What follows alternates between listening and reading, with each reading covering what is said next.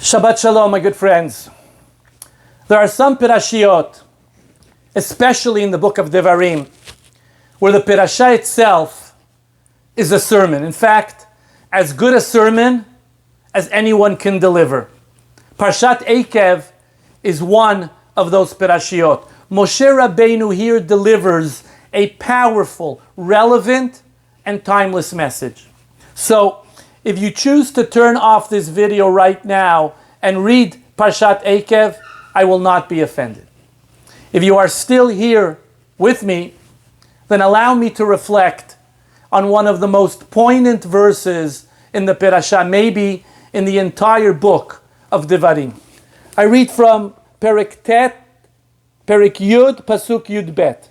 Ve'ata Yisrael, ma Hashem Elohecha shoel meimach, כי אם לירא את השם אלוהיך, ללכת בכל דרכיו, ולאהבה אותו, ולעבוד את השם אלוהיך, בכל לבבך, ובכל נפשך. Moshe Rabbenu asks the people, what does God ask of you?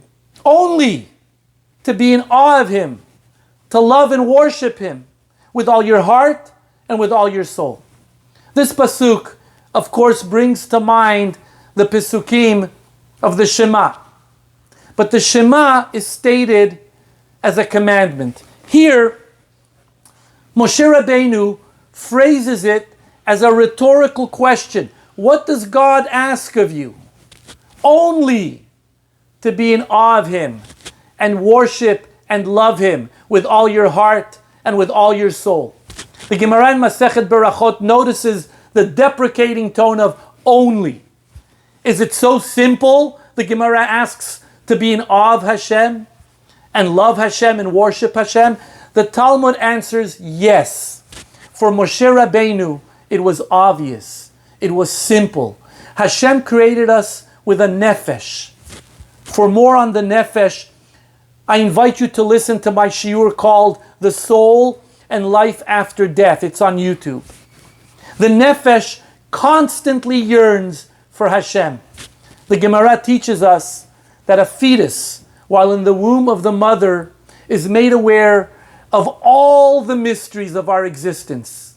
It is as close to Hashem as any physical entity can be. And when it is born, an angel taps it on the upper lip, and the baby forgets everything. How odd.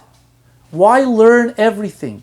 Why experience it in the first place, if it is going to be made to forget it all once the baby is born? The answer is because we are all born into this world as amnesia victims.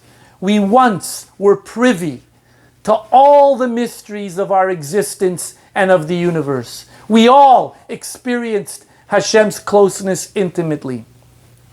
And so we go through life yearning, seeking, trying to recapture that memory, that knowledge, that experience. Listen to the words of David HaMelech in Tehillim Mem Bet 42. Ke'ayal ta'arog al afike mayim. Like a deer thirsting for water. Kain nafshi ta'arog elecha Elohim. My soul cries for you, Hashem. Tzam'a nafshi le'elohim le'el chai. My soul thirsts for my living God. Matai avo ve'era'eh pnei Elohim. When will I have the merit, the opportunity to appear before you, Hashem? Our soul, my friends, our nefesh, vibrates passionately in search of meaning for our lives, in search of that which transcends our physical existence. And yet, even our passionate yearning for Hashem requires a careful balance. Allowing our emotions to control the process runs the risk of turning our Judaism, our beloved religion, into a pseudo-religious experience full of superstitions. Like primitive religions, where everything is an ecstatic experience and you go from one miracle to the next. On the other hand, overemphasizing the intellect and the rational, one runs the risk of sapping Judaism of its warmth and personal meaning.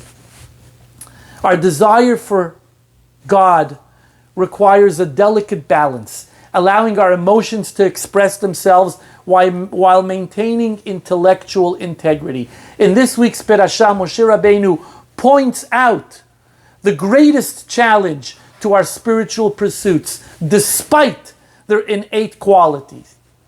Kochi ve'otzem yadi asali. My strength and the power of my hands have achieved this success. When we forget the most basic principle, to be grateful to Hashem, when we become self-satisfied and content, luxuriating in material success, we undermine our own soul. Nothing is more antithetical to genuine religious experience than complacency and self-satisfaction. Our very lives, our existence, is a means of higher expression. We've all had moments when we are stirred beyond words, instants of wonder, awe, grandeur, praise, fear and trembling, perceptions we grasp but are unable to convey. It is those moments when we realize the certainty that life has meaning. I close with the following story. When I was young, I had to write a paper on the musk deer. I learned then that the musk deer spends its entire life looking for the source of the musk smell. The problem is that it does not realize the smell actually emanates from its own nasal. I remember thinking how sad it is that it doesn't realize that which it is searching for is actually so close. We too, my dear friends, enter this world destined to search. Here's the secret. That which we are searching is very close to us. It is all around us. Let us open our eyes and embrace the wonders of Hashem and the closeness of the Ribbono Shel Olam. Shabbat Shalom.